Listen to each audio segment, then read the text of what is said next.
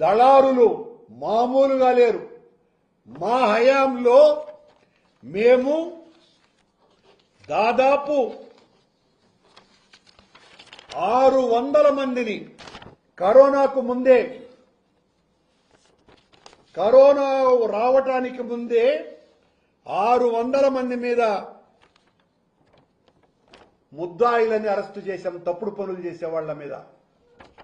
ఇవన్నీ రికార్డే.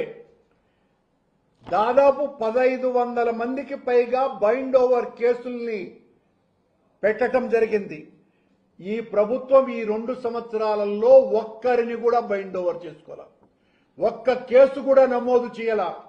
కొండ మీద 300 రూపాయల టికెట్టు 3000 నుంచి 4000 రూపాయలకు రోజుకు 3000 టికెట్లు అమ్ముతున్నారు. బరి తెగించిపోయినారు కొండ మీద. బిఆర్ నాయుడు నేతృత్వంలో ఉన్నటువంటి పాలక మండలి సభ్యులు, ముఖ్యమైనటువంటి వాళ్ళు దీంట్లో భాగస్వాములుగా ఈ తతంగమంతా నడుస్తున్నది. మేము అధికారంలోకి వచ్చిన తర్వాత మేము ఆదాయాన్ని పెంచుకోవాలి కదా అని అంటే కొండ మీద టికెట్లు అమ్ముకోండి అని ప్రభుత్వమే వాళ్లకు దారాదత్తం చేసినట్టుగా 4300 రూపాయల టికెట్లని ఈ రకంగా అమ్ముతున్నారు.